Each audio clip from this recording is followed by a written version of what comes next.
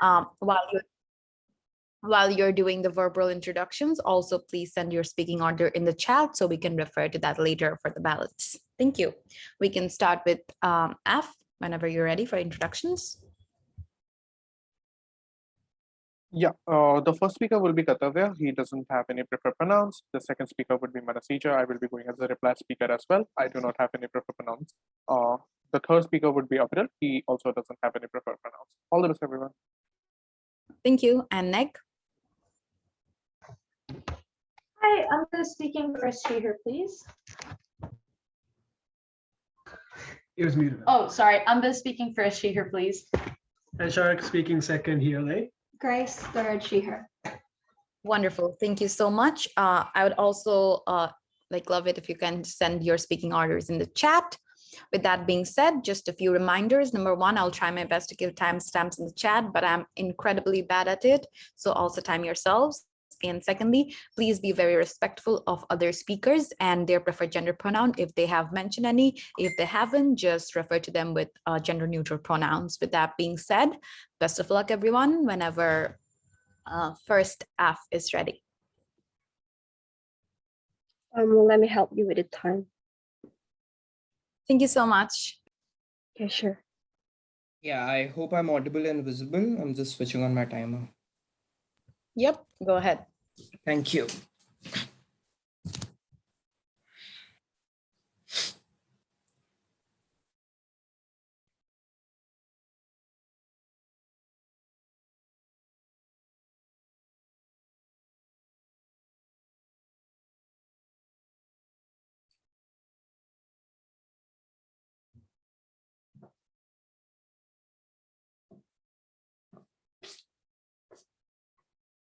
Yeah. Starting my speech in 3, 2, 1. Panel, 2 points of framing before I begin my case. One, we think that it only makes sense to have this debate in most say liberal democracies. We cannot have this debate in countries like North Korea, and we also cannot have this debate in like Scandinavian countries wherein the per capita income is huge and the government has huge amounts of money to spend on the prison industry, etc. Right?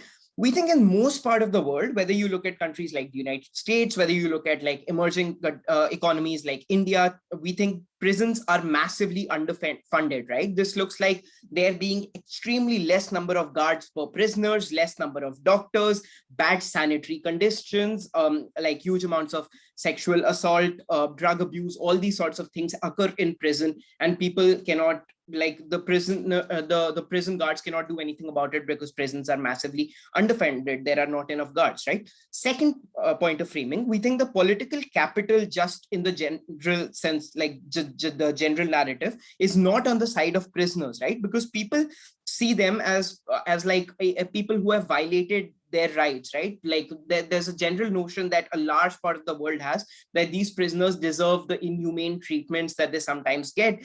And how can we see that, right? We can see that by like the incarceration rate has increased by 400% throughout the world in the past 10 years. Although there are not enough, there's not enough infrastructure for us to put prisoners inside prisons, but still the number of prisoners have increased. Secondly, like all those in certain parts of the world, left-wing politicians primarily have like pushed for prison reform policies and better sorts of conditions for prisoners. They have not been passed because there's this general narrative that prisoners get what they deserve, right? What then do we argue for, and what is our end goal, which we also think should be the metric to judge this debate, right? We think that we want prisoners because they are, like, in general, like just humans, and they deserve equal rights in the society as well. We think that prisoners should be better off inside prisons and should be able to correct their lives once they come out of prisons and lead like a relatively a normal life, right? Okay, then some alternatives we think might happen if like we don't allow prisons, if we don't allow prisoners to work at like a substantially lower minimum wage. Firstly, by a substantially lower minimum wage, we mean like say if the average wage in US is around $18, we mean like $9 or $10, something around that we think should be fine, right? What are some of the alternatives?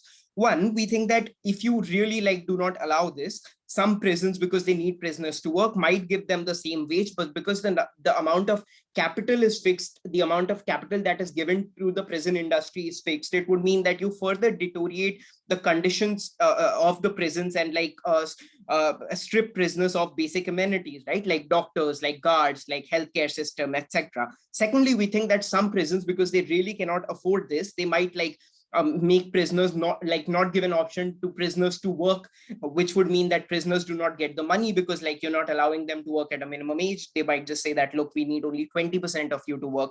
We'll just like make you work overtime, etc., etc., and we won't allow you to live a decent life. But thirdly, we think in some of cases it could also lead to increase in like say private prisons, right? There's a huge black market of private prisons that occurs throughout the world. We think that keeping such a stringent policy would lead to an increase in that.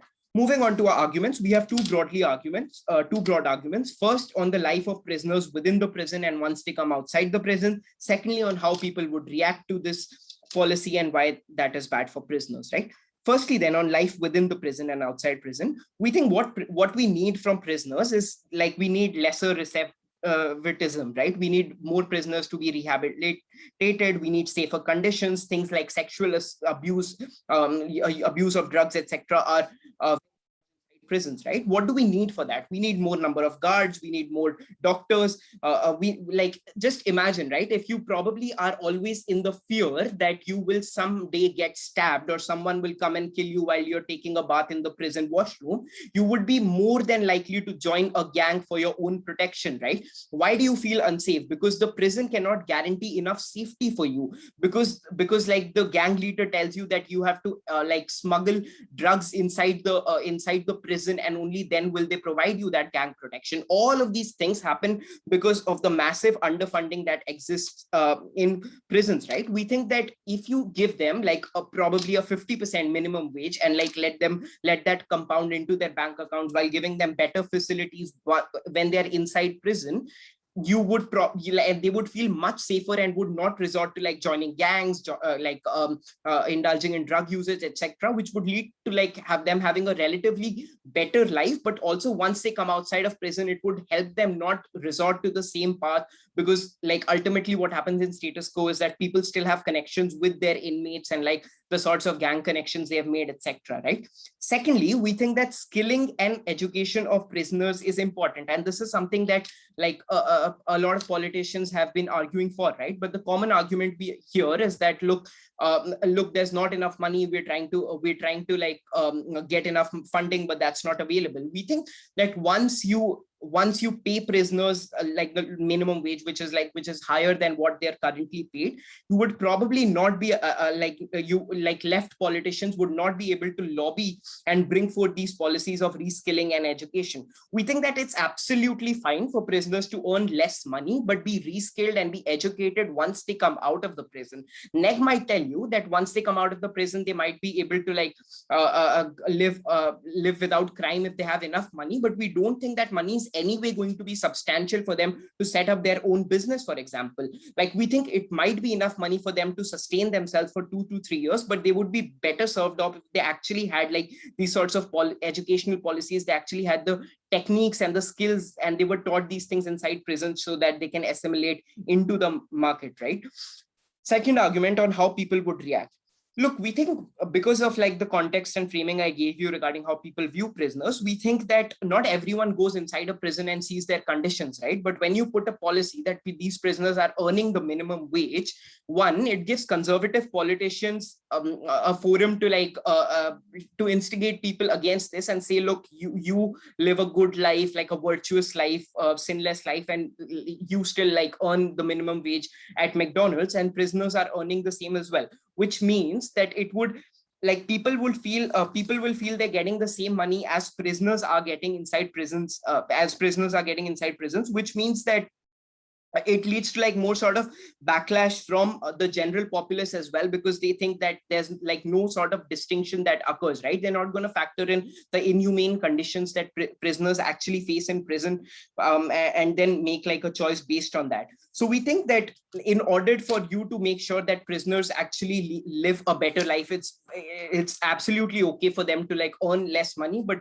live off like better amenities so that they can assimilate better once they come out of the prison. But we think in an ideal world, sure, you could have both of them, but because the capital is limited and because the narrative is against prisoners, we think this is the best move ahead, and we're incredibly proud to propose.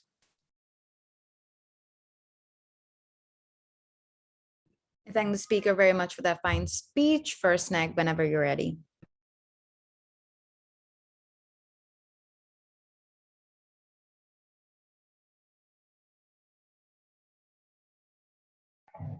Hi, awesome. Just checking you can hear me. Sweet.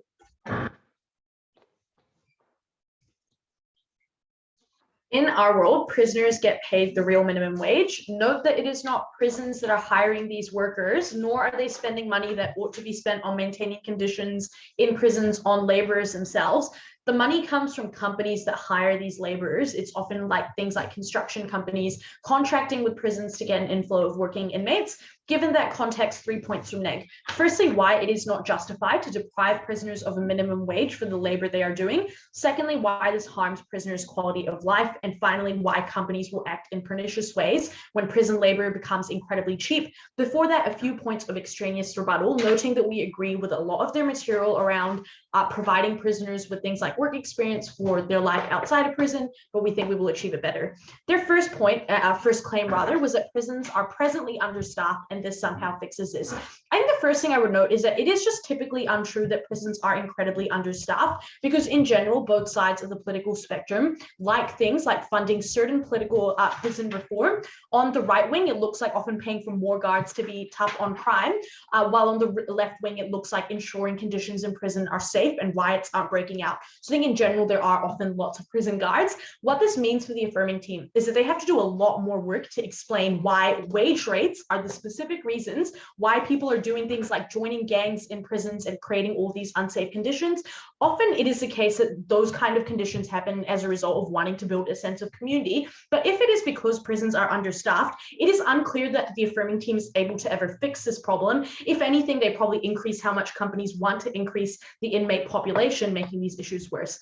The next claim they make is that other minimum wage workers get upset when prisoners are paid the same rate. The first thing I would note is that this is the status quo. The motion makes a change. And I'm not sure that the affirming team has proved that this backlash exists under the status quo. But what I would additionally note is that normal minimum wage workers have significantly better conditions of life than prisoners do. They are also able to do things at work like unionize, meaning that I don't think it is true that normal workers believe that prisoners are getting a better deal. Why is it not justified to deprive prisoners of a minimum wage for labor? And I think the first thing to ask is why a minimum wage exists in the first place, and it is obviously because people have the right to have some level of guaranteed pay for the amount of work they are doing, given that we recognize that individuals have human dignity, which means that the work they do ought to be valued at a rate, not just a race to the bottom, but values the amount of time and effort people put in to providing labor for companies that allows them to create immense profits. Second thing to note is that prisoners are already doing their time for the crime that they have done. They are put in isolated conditions and punished by judges on the basis of something that they have done wrong. But what I would note is that being put in prison does not deprive incarcerated people of all rights. It deprives them of a specific set of rights. And there has to be a good reason to deprive people of rights, even when you put them in prison, meaning that often to imprison someone under the status quo over choosing something like, say, home detention, you often as a judge have to be able harms that might accrue to other people's rights if you do not deprive that person of the right to be free in society. I don't think it is true from the affirming case that this arises here, and I think F has to do a lot more work to demonstrate why this specific right, which is afforded to all citizens and workers to be paid at a minimum wage, should be removed from incarcerated people who are already being punished in ways that the legal system has previously decided is a proportionate infringement upon their rights, why it is necessary to go above and beyond this. Why does this policy create immense harms for prisoners? I think the first thing I would note is that that perception that comes from the principled value of having human dignity and that human dignity being kind of denoted by the value and the pay that you get, means that when it is linked to the wages that you pay people and the value they provide as humans, companies now see that laborers from prison are worth potentially half what an ordinary citizen is.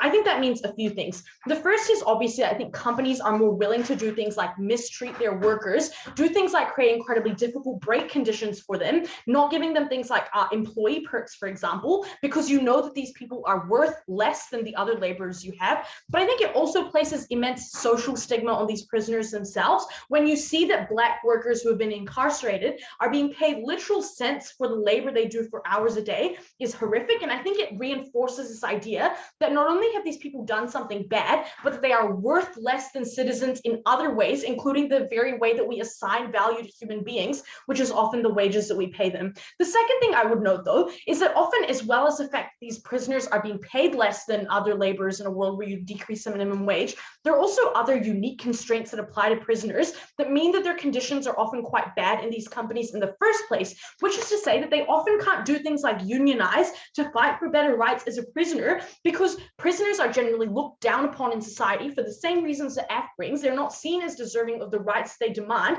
There's less community support when prisoners fight. They can't go out and strike on the streets like nurses do, and companies are not going to get called out. So there's no incentive on companies to do things like create conditions that are better for prisoners in non-wage related arenas, so they get punished on both ends. What are the ongoing impacts of this? Because obviously these laborers already have criminal records. I think two things occur. The first is that you are likely to get mistreated in the future as well, because companies know that you have accepted this behavior in the past, it has been forced upon you, and you likely will not fight for better conditions because you have been downtrodden by years of terrible treatment. But you also likely get disenfranchised by the system itself. I think at the point where you recognize that you are a citizen worthy of rights, you're more likely to do things like buy into rehabilitative methods, versus when you see the state is literally imposing subhuman conditions on you. I think that makes the state look quite antagonistic. The final thing to say, though, is that obviously on the affirming side, they reduce the amount of pay that laborers could achieve. I think the burden on them is demonstrating that there actually is a massive increase in hiring. What I would say here is that prisoners are currently being hired to the point of saturation at the moment. Why is this the case? Obviously, both prisoners and non-incarcerated people get the minimum wage on our side of the house. So when you are comparing kind of like the buckets of people you could hire, I think there are still reasons why companies choose to hire prisoners. That is that prisoners come from a regimented system where they are guaranteed to turn up to their job, are not likely to take leave, and have prison guards that make sure they go to their job. I think secondly, though, the prisoners are likely to work hard at their job because their parole depends on it. Often that is the condition that is set and the reason why they buy into this work. But finally, there's like social utility and looking good as a company for your reputation when you hire inmates. This obviously means that prisoners are being hired to the point of saturation, so they don't necessarily get hired more. They just lower the pay for the prisoners that already are hired, accruing all those harms. Finally, on the financial incentives on companies to lobby for tough on-crime policies, because you change the benefits for companies from things that are useful and might produce productivity to direct immense financial benefits, like they significantly lower a minimum wage, to a point where this has tangible impacts on things like your bottom line and the amount of profit that you make. This creates incentives on companies in these industries that rely on prison labor to ensure they have a flow of inmates coming in, because the comparative is paying non-incarcerated people the minimum wage if your prison flow ever lows. This looks like things like lobbying the government on policy and law changes to make sure more people go to prison, but also doing things like funding police commissions in specific areas, making sure that there are worse laws and more people incarcerated for you to hire for cheap.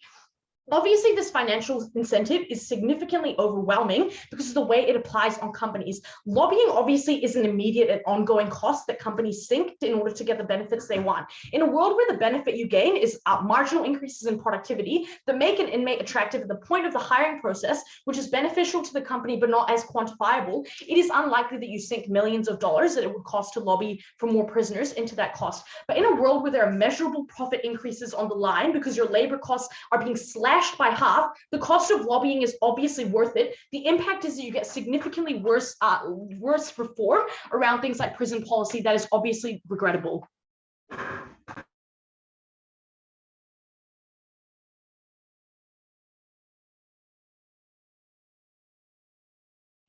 I thank the speaker very much for that fine speech. Can we have the second affirmative speaker whenever they're ready?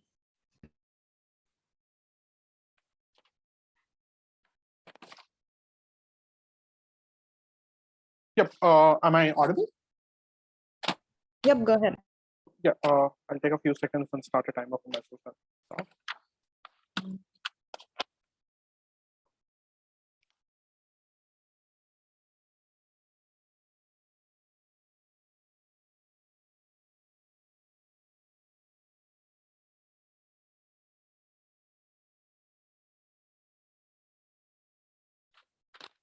I'll start in 3, 2, 1. And the first thing I would like to note for side negative case is that the case is heavily dependent upon this idea that you necessarily need companies to hire laborers, and that is how this model generally works. I necessarily contest that through facts, basically by arguing to you that prisoners necessarily do not always get hired by companies. This is a model which works only on few countries, but in most countries, prison labor necessarily looks like you working in the prison itself. You trying to make products, trying to do arts and craft, trying to sell these kind of arts and crafts kind of products. You're trying to be a librarian and getting paid by the state to do this. This kind of a model generally works in most countries, right? So even if it's true that this is a model which works in most countries, our arguments generally still stand because this comes directly out of the state's budget in terms of prisons. But even if it comes from companies, I have 4 responses to this. Firstly, companies necessarily also do not want to do this because this is necessarily limited to less amount of companies who necessarily need that working conditions can happen inside prisons itself, which is to say that most companies would need their daily wage workers to go to things like their own factories and so on to deal with the heavy machineries. You cannot do that with prisoners because you cannot necessarily move from them from one place to another because they are supposed to stay in prisons, and that is why this idea itself is tremendously limited, and that is probably not true. More importantly, there is tremendous amount of market saturation which every company faces in terms of a potential competitive world. So if your labor force is something which is dependent upon prison laborers, I necessarily think they come under scrutiny from any sort of left-wing media group, which is to say that your cancel culture is probably tremendously high, which disallows companies to make this policy as something which is tremendously pivotal to them. Thirdly, your other laborers, which are not criminals, and the people who generally work with them, would be against the idea of working with criminals altogether because they would probably feel that they are not safe around that, right? Which is a public sentiment which these kind of people have. If that is the case, and in most liberal democracies you are allowed the right to unionize, I necessarily think that the unions would not allow you to hire criminals because they probably would not want to work with them. I think that is a problem in which they also do not allow companies. So I necessarily then think that most amount of prison labor necessarily looks like money coming from state and you working for the state itself. This looks like you making products, you trying to do some sort of work for the prison itself, you being a librarian, you cleaning the mess, you cleaning the toilets, and this is what most prison labor looks like. And the minimum wage you to get is directly from the state. With that clarification itself, I think that Kartavya's first speech remains intact and unengaged at a point of which we tell you, at a point of which you have a fixed amount, it is important for you to offset that amount in a particular way, which comes me to the engagement of the idea of human dignity. Look, human dignity is interesting because you can necessarily target how you make better human dignity by the policies which you do. Why is this tremendously crucial? We generally tend to pay, and this is something which economists have realized for far too long, and now they have been doing it, is that when you pay minimum wage salaries or you give any sort of stimulus packages or checks to poor people, you probably give it to the woman of the house, or probably you try to focus your policies of human dignity toward things like microfinance, and you do not give all of this, but the alternative still remains that you can pay it to the man. The difference is policy is important because both of the approaches are approaches towards you trying to make human dignity better, but one approach is better than the other. And what we necessarily then argue is that the better approach towards human dignity is also having essential living conditions inside the prisons rather than you living in a world where drug abuse and tremendous amount of medical facilities are tremendously limited. Their only sort of contention to that, you know what, the conservative people have also interested to have more amount of guards. I necessarily do not know why is that true, just than saying that you can have tough on crime approach. That doesn't make sense with the fact that most prisons right now are tremendously understaffed, and the amount of guards which are there necessarily for one prison is over thousands and thousands of people, which means that these are extremely understaffed, and the point of which you take away more money from it, they'll cut down from the idea of the employees themselves. But more importantly, this also look like you not having medical staffs and so on, you're not having therapists to someone to talk about. Why all of this is tremendously important. So even if I assume that there's a bank account to which this money goes and you have a monetary safety net, this is tremendously crucial because your recidivism is not dependent upon how much money you have, right? Why is that the case?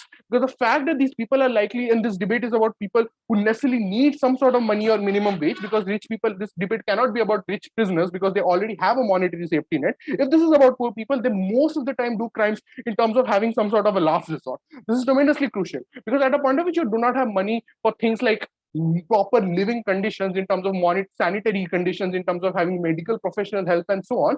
But the moment they come back out of the prison, they necessarily do not have a better life, even though they have a larger monetary pool to deal with, because they have necessarily not reskilled, but more importantly, not rehabilitated, because they have been part of the same kind of gangs, they have been part of doing the same kind of crimes, which means that they're likely to go back to that kind of life. Compared to our model, where we necessarily have better facilities, which disallows you to get into things like drug abuse and so on, which allows you to probably rehabilitate better, because now you feel you're in a much comparative safer environment, but also more importantly, you're also access to things like reskilling and education and so on. Kartavya told you two things about this. One, this needs tremendous amount of monetary stimulus, which you do not get on their paradigm, because this money gets cut back substantially at a point of which you have to pay minimum wage, which means you cannot refund that money and shift that challenge and allocate it to things like reskilling and education, which means you do not get that. But two, as it's a new policy, you need political buy-in to have it in the first place, which you also do not get. The only sort of response to this that, hey, workers realize that they have necessarily more amount of rights, they can unionize and so on.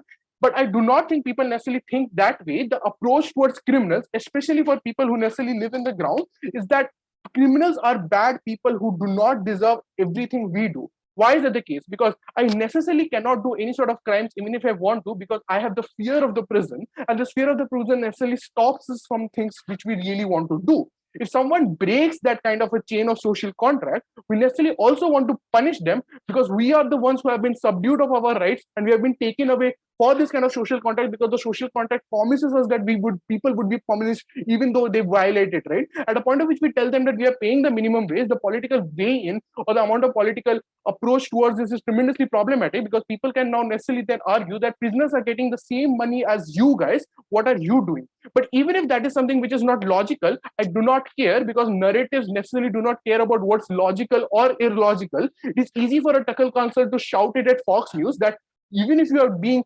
a proper American, for quote unquote proper American, your salary is similar to the one who is a bad American and who is in a prison. This is enough to stir up people and to stop any sort of proper policy change which can happen in terms of incarnation or any sort of rehabilitation policy. I think this debate's comparative is really simple, and that is why we win this debate, right? Because we necessarily tell you one thing, that the monetary aspect is tremendously fixed and there's a proper budgetary out there, and the amount of people in which companies hire laborers is tremendously less, which means that more often than not, this policy is about state paying from its own budgetary and whatever they can prison. We necessarily think that we need higher amount of money to solve the problems they are in prison, because they cannot necessarily deny that the conditions in prison suck at a point where you necessarily are forced to get into things like drug abuse, because that's your only way to get any sort of rehabilitation or only way to get any sort of peace in your own mind, because you think that the world you live in is tremendously bad. I think at that point of time, if that is the case, and it is mostly about prison states and the states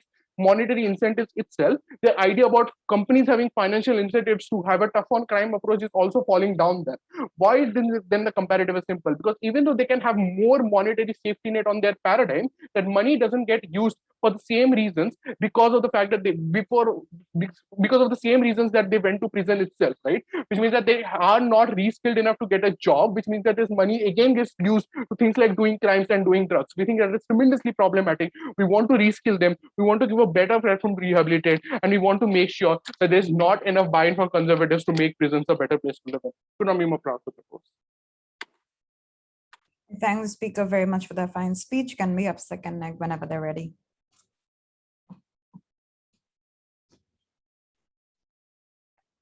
Cool. Am I audible? Yep, got it. Awesome. Cool.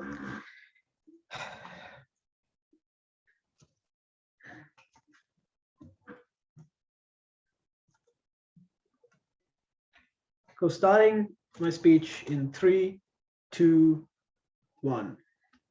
Throughout history, you've seen prisoners being used to do other forms of work, not just working in prisons. And that's why, when you watch movies about prisons, you see them being chained up, walking out of the prison with guards around them and doing menial tasks like building roads or breaking down rocks to build more roads, right? And that's why in the past, that was really, really bad, because they had to do it for free. It was basically newfound modern slavery, where minorities were forced to work for nothing because they were put into prison. That is why we have a minimum wage that is given to prisoners right now, because you don't want to treat this, particularly the subsection of society that is over-policed and over-represented in prisons, the minorities, as slave labor. Side affirming wants to return to that world. I'm going to deal with what the actual context is. Firstly, dealing with, even in their weird world where somehow prisoners are only hired by prisons, how they actually get no change to achieve any of their benefits, but incur significant harms that we say on our side. But secondly, in the world that is the status quo, where prisoners are taken from prison with guards around them to work in menial labor like construction, why that results in far more harms in terms of how even policy is decided. Firstly, in terms of what happens, what did side affirming want to do in this debate? Firstly, they wanted more capital in prisons to make it safer, like hiring more guards, but secondly, to fund education and stuff. Note there's a little bit of a mismatch as to what makes prisons actually really harmful. Like, often not necessarily is only gangs, it's actually just mistreatment by prisoners based on the same kind of narrative that prisoners are bad because they've broken the social contract and people don't really care about them. A lot of it is them being against society, so having to feel like they need to turn to gangs, need to turn to crime outside of prisons because they have no other option. So more guards and funneling more guards in there, which is probably going to be the reaction, right? When you have more money, just put more guards in there, isn't necessarily going to make it safer for prisoners, because a lot of these guards are white and a lot of the prisoners are minorities and often mistreated by guards. So already a little bit of a problem solution gap there. But firstly, it's like an assumed problem, like that the prisons are wasting money on prisoners right now when they hire. So let's take the case that some prisoners work in prisons. They often work in things like laundry or cooking. The first thing to note there, it's a very small number of prisoners that are hired in that case, and not for upskill jobs, right? They're not running the management of prisons. They're doing the small menial labor. So just hiring those prisoners isn't going to give them upskilling on either side of this house, but they're all hired under both sides of the house. Even if you're doing this though, because there's a small number of people doing minimum wage jobs, that's a very, very small cost. Compare this to the other costs that prisons have to face. So firstly, guards are paid way more, and you hire like quite a few guards compared to the people who are doing the menial labor of like cooking, right? Because you just need like 5 people to cook for 50 individuals. So scale that up as opposed to the number of guards you need to maintain in prisons, but also maintenance costs and costs of food and other kinds of things that you're actually providing to prisoners. So which means is that on their best case, they're saving a very tiny amount from prison. So which means you're not necessarily going to get this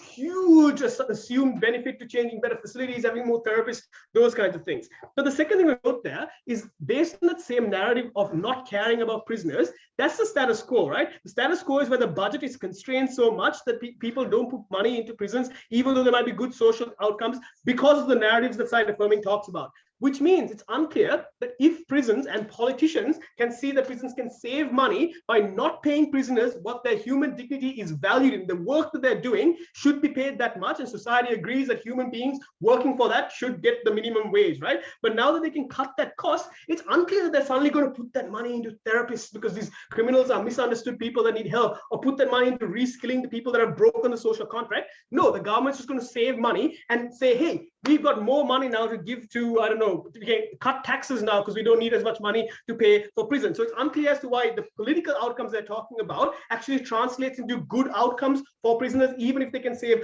a lot of money, right? The money doesn't necessarily go into making prisons a better place for prisoners, given their political analysis that people don't give a shit about prisoners. What does that mean in this debate? Then it means that that side doesn't actually get any of those benefits. Let's just go a little bit further there, because I think we've already taken the case down on that basis. Let's talk about recidivism, right? So the problem is that their side of the house doesn't help people when they go out of prisons. Firstly, because a lot of the other external factors around them is the fact that they've been out of work for a long time, the fact that they haven't necessarily been able to gather money, so they're out there with zero income, zero ability to get a job.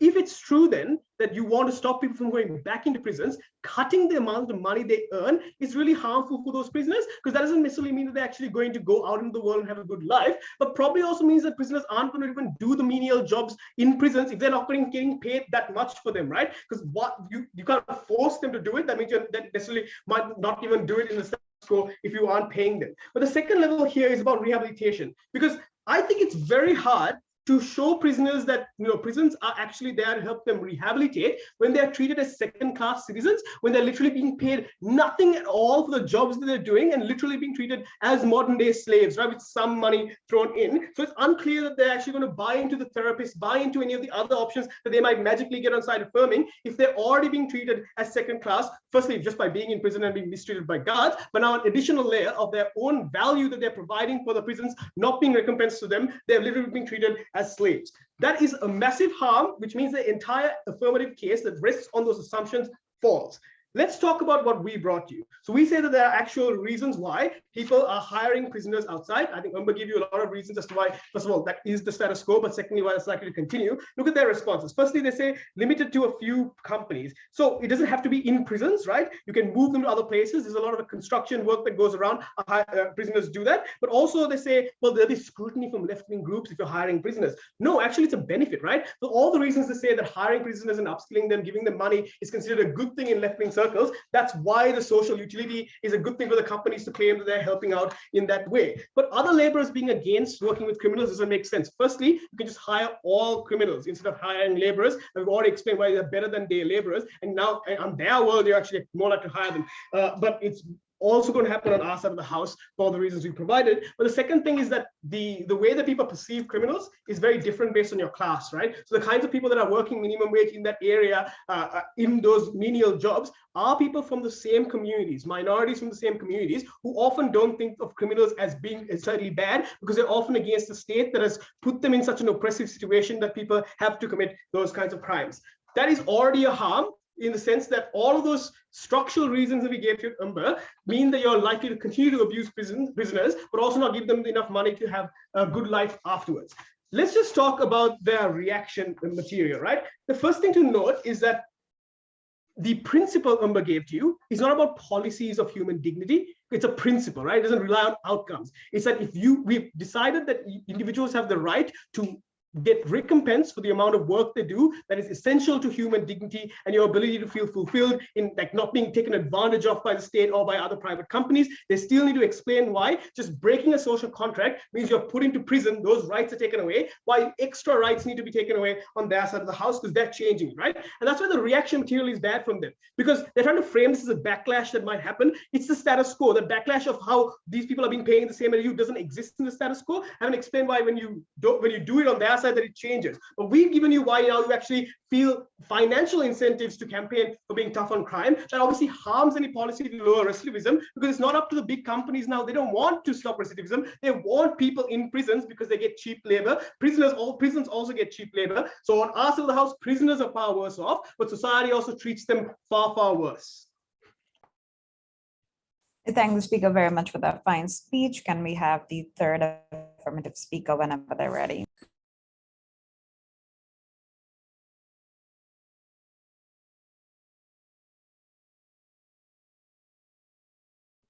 Am I audible? Yep, go ahead. And I would just to remind the RCOM that the third app does not consent to being recorded or streamed. I will pause the recording now. Thanks, Megha, for the heads up. No worries. All right, in progress again, so you can start.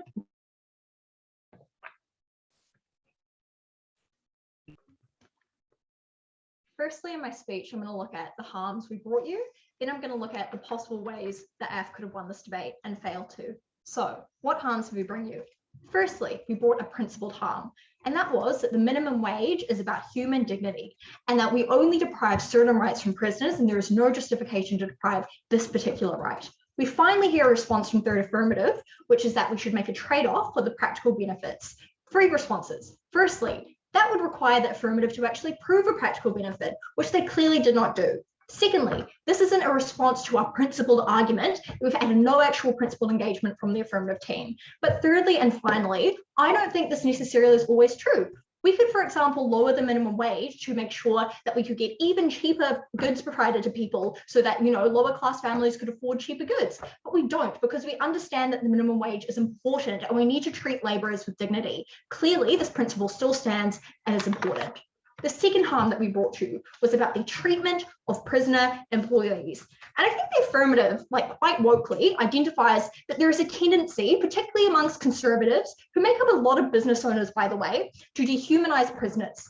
And then the affirmative policy is to literally validate those dehumanizing ideas by degrading the human rights of prisoners even more, right? How does this affect people? People value themselves and others based on a financial number, which is their income. And that means that when they know that prisoners are worth half of the price of any other human being, they treat them as less than human. They're less likely to encourage them to take their full breaks. They're more likely to ask them to not use the restroom on paid time and to make sure they use their break, all that stuff. They're more likely to treat them harshly and overwork them. This severely harms the quality of life of prisoners who maybe already have shit conditions in prison, but also when they leave prison to go to work, that's clearly a terrible harm. But also when you're treated in a dehumanizing way, you are less likely to believe in anything like social workers that come in that tell you your life could still have meaning, when clearly those social workers are funded by the same state that has allowed you to basically become a modern day slave.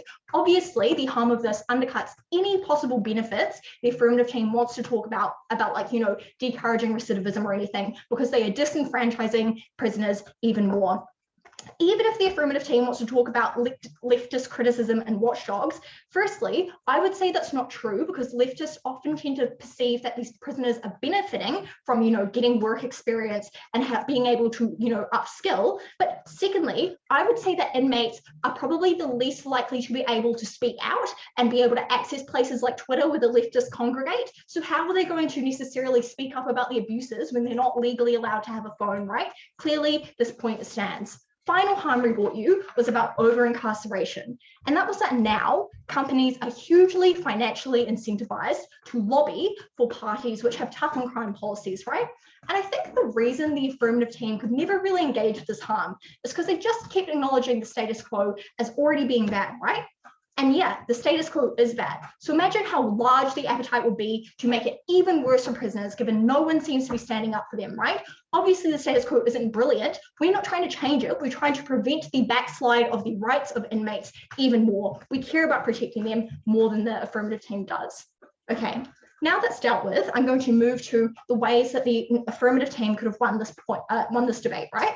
So their first way to win is by basically saying that by paying prisoners less money, prisons will be able to directly reallocate that money to things that will help the prisoners, right? Several responses here. Firstly, private employers are just a huge amount of, the amount of people who employ prisoners. This obviously isn't true in every single scenario that you want to talk about. But even if you are talking about that, I would say that it's highly unlikely that,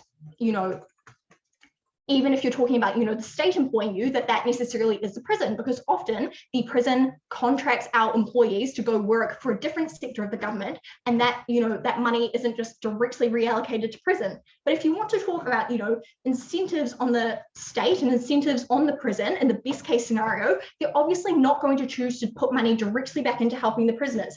And why is that? Firstly, if you're talking about private prisons, which actually already make up the vast majority of prisons in the world, particularly in the United States, they obviously are for profit, right? So why would they ever choose to reinvest that money back into inmates when they could take that to, produce more profits for themselves, or to get more things like guards, which the public views as important? But if you're talking about the state, I would say that given the status quo is so bad for prisoners, and that there doesn't seem to be huge amounts of money being reallocated to help prisoners, that tends to show that the state doesn't really care about necessarily giving more money to prisoners or improving their conditions. So if the state suddenly has a surplus, just because they budgeted a certain amount of money to go towards, prisons, I think that just means they're going to change budget allocations the next year. So that means that any money you make is not going to be directly reallocated, because clearly the state does not care about trying to help those prisoners. They're catering to the exact kinds of conservatives, which the affirmative team points out in their speech already.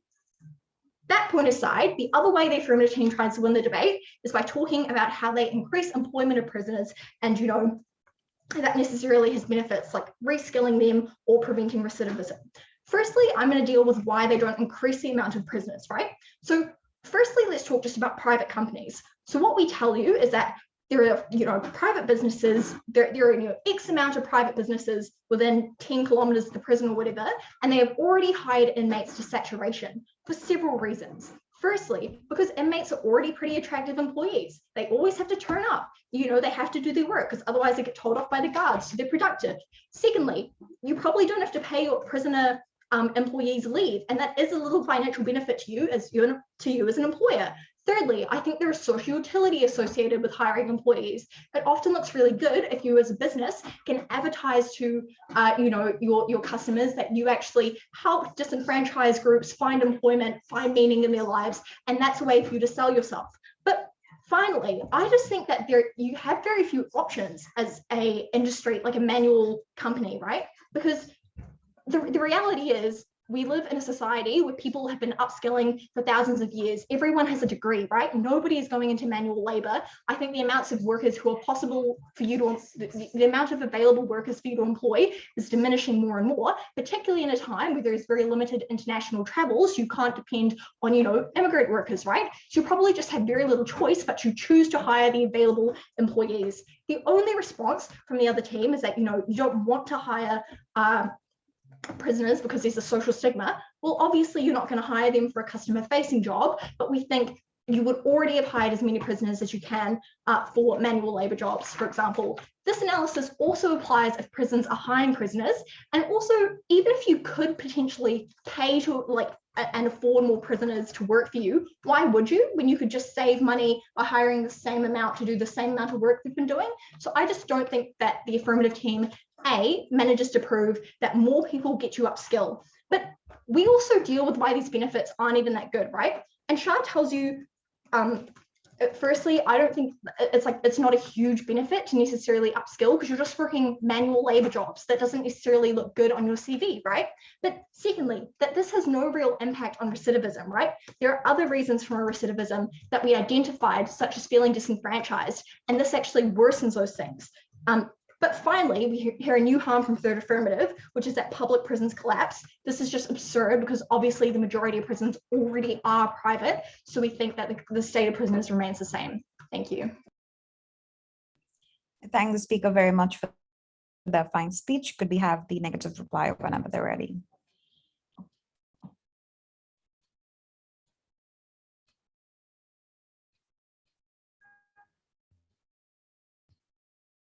Oh, hey, just checking if you can hear me. Yep, go ahead.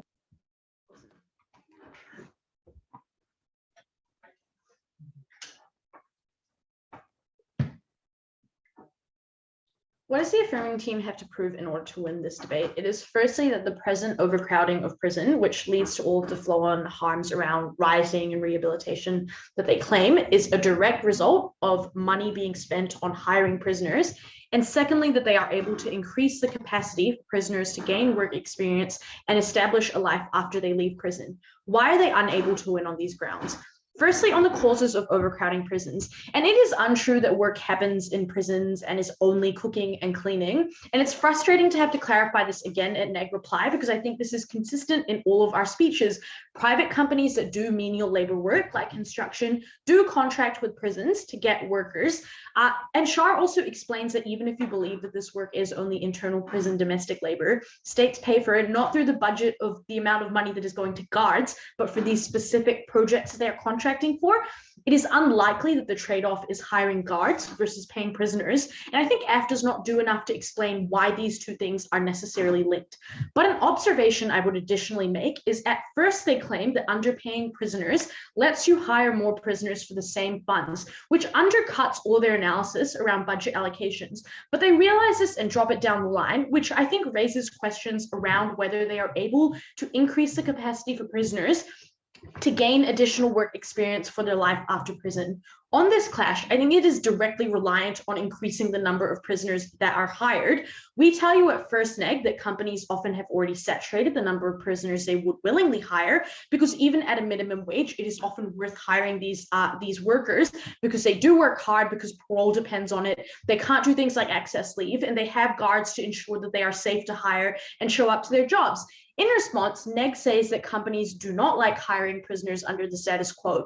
I think Shah responds to this analysis quite well when he tells you that prisoners work menial roles, which means there are no customer-facing harms, that companies get social utility out of hiring inmates, which flips a lot of the left-wing backlash material you hear, but finally that people in these minimum wage jobs working alongside inmates are often from the same community. They do not hate prisoners the way that this affirming team tries to claim. So I don't think that they expand these benefits to all people. They just lower the wages that prisoners are able to earn, meaning that at the end of this, it is unclear that their case has any legs to stand on. How do we then extend the margin in our favor?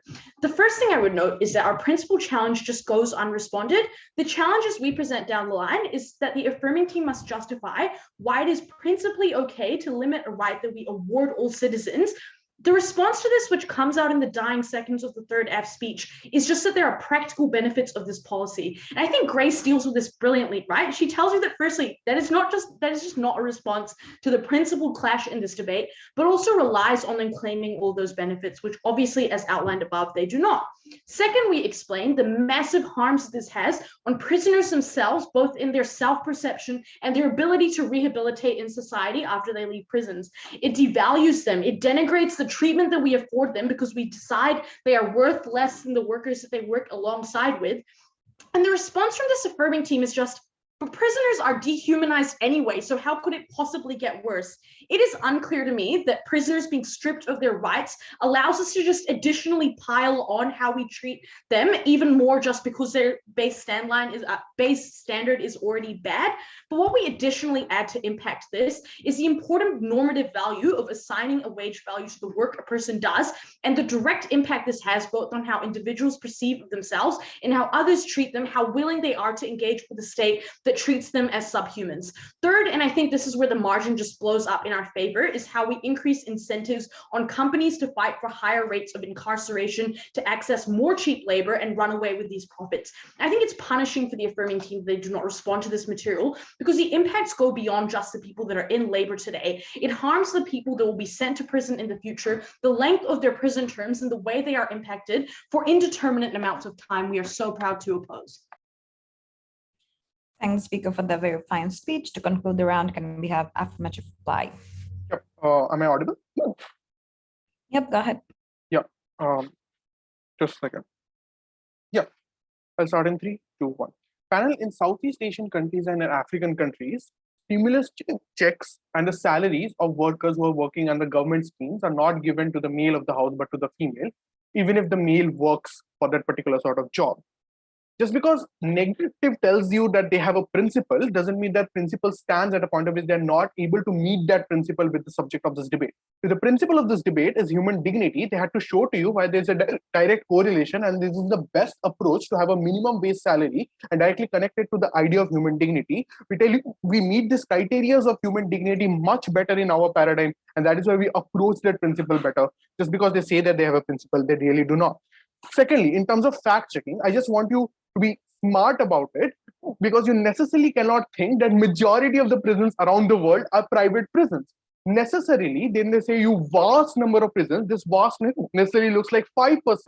Even if more so, the lie which comes in is the idea that, you know what, we have been telling for far too long that companies are the people who hire these. I still do not know why that's true. Just because negative tells me it is, right? There is absolutely no reason for them to prove to me that why companies necessarily do this in status quo, other than telling me that they're just good workers, right? If that is the case, it is also true for minimum wage workers who are not prisoners to also particularly come from jobs and not take leaves, because it's a completely saturated market. And it is untrue that people are getting so upskilled that there is no demand for the labor market. That's absolutely false. If that would have been the case, unemployment would not have existed in the world, right? I necessarily think that is the case. So even being that the only reason, I also do not know, because factually it is correct that there are very few prisons and very few prisons systems around the world who necessarily collaborate with private companies. But even if they do so, the salary is still monitored by the state itself, so it directly from the budget.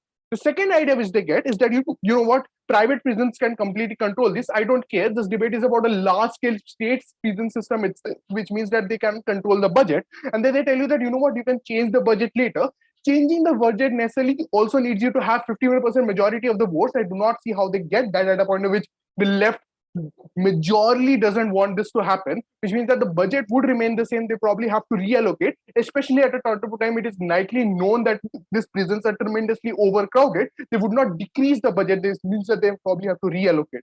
But more importantly, let's look at exclusivity of their arguments. One, at a point at which you pay them less, they lose tremendous amount of respect around the society. They already do not have the amount of respect in society. There is no amount of exclusivity to that argument because it is already too in state scope and it is not relevant to the debate because that will happen any side anyway, right? But more importantly, you have an incentive to increase incarceration. I don't care if companies now have an incentive to do this similar kind of thing. This incentive already exists for the conservative people. This incentive already exists for the police unions. So in delta change, they're necessarily not changing anything, which means that the argument is also not exclusive, which is tremendously problematic because now they do not necessarily deal with what can happen later on in terms of what happens when they go out. Firstly, they tell you that this does not necessarily translate you to having better guards. We necessarily didn't say this is all about guards. This is also about medical professionals, but also more about things like reskilling and educating these kind of people. They tell you that you need a safety net to come around, but they never tell you how the safety net is going to be used. This can only be used for 2 to 3 years to fund yourself. But what happens later on at a point of which you do not get a job? If this debate is about poor people who necessarily do not have any sort of skills, they cannot get the job in the new market anyway, especially at a point of which they are an ex-convict, which means that they necessarily also need skills. The only place that can happen is prisons. And for that, we need tremendous amount of money. Panel, do not let them get away by taking examples and making this case exclusively about a model which favors them, because then the debate cannot exist. If this debate is about private companies hiring workers in private prisons, I do not think this motion could be debated. This motion then likely has to be in a much more saturated manner, in a much more commonality manner. The first model which we set up, which they never challenged and rendered why it's untrue, rather than just saying that it's untrue because we tell you to. That is what we tell you, that it is a state model, and that is why we are able to reallocate budget to better things and better meet the objectives of human dignity and to the prison. Could not be more wrong. Thank the speaker very much for the fine speech. Thank you everyone for an incredible round. Can I request everyone to now please wait in the main hall while we deliberate, and we'll be calling you back